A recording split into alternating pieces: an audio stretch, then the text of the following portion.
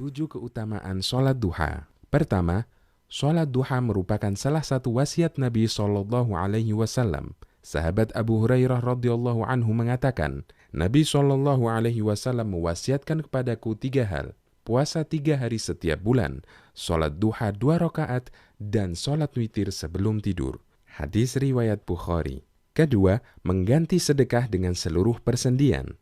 Nabi Shallallahu Alaihi Wasallam bersabda yang artinya, pada pagi hari seluruh persendian kalian harus disedekahi. Setiap bacaan tasbih atau subhanallah bisa sebagai sedekah. Setiap bacaan tahmid atau alhamdulillah bisa sebagai sedekah. Setiap bacaan tahlil atau la ilaha illallah bisa sebagai sedekah. Dan setiap bacaan takbir atau Allahu Akbar bisa sebagai sedekah.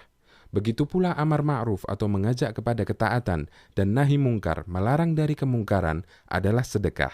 Ini semua bisa diwakili dengan melaksanakan sholat duha 2 rakaat. Hadis riwayat Muslim. Ketiga, sholat duha merupakan kebiasaan orang yang suka bertaubat. Rasulullah Shallallahu Alaihi Wasallam bersabda yang artinya, sholatnya orang-orang yang suka bertaubat adalah sholat pada saat anak unta kepanasan karena terik matahari. Hadis riwayat Muslim. Keempat, jaminan dipenuhinya kebutuhan di sore harinya. Rasulullah Shallallahu Alaihi Wasallam bersabda, Allah Ta'ala berfirman yang artinya, wahai anak Adam, janganlah engkau tinggalkan 4 rakaat sholat di awal siang atau di waktu duha, maka itu akan mencukupimu di akhir siang. Hadis riwayat Ahmad. Kelima, mendapat pahala seperti orang yang haji dan umroh. Nabi Shallallahu Alaihi Wasallam bersabda yang artinya, barang siapa yang melaksanakan sholat subuh secara berjamaah, lalu ia duduk sambil berzikir pada Allah hingga matahari terbit, kemudian ia melaksanakan sholat 2 rakaat, maka ia seperti memperoleh pahala haji dan umroh. Beliau pun bersabda, pahala yang sempurna, sempurna, dan sempurna. Hadis riwayat Tirmidzi. Keenam, sholatnya para awabin atau orang yang kembali taat.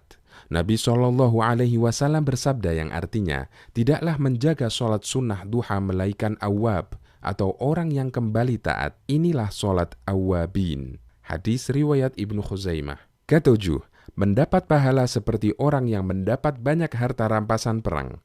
Rasulullah Shallallahu Alaihi Wasallam mengutus sekelompok pasukan perang.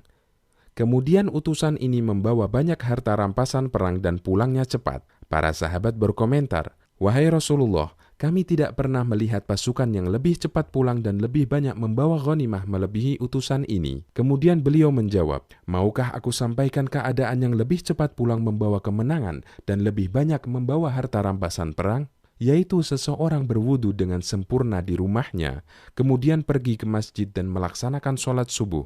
Kemudian tetap di masjid dan diakhiri dengan sholat duha, maka orang ini lebih cepat kembali pulang membawa kemenangan dan lebih banyak harta rampasan perangnya. Hadis riwayat Abu Ya'la. Semoga Allah memudahkan kita untuk selalu istiqomah menjalankan ibadah sholat duha.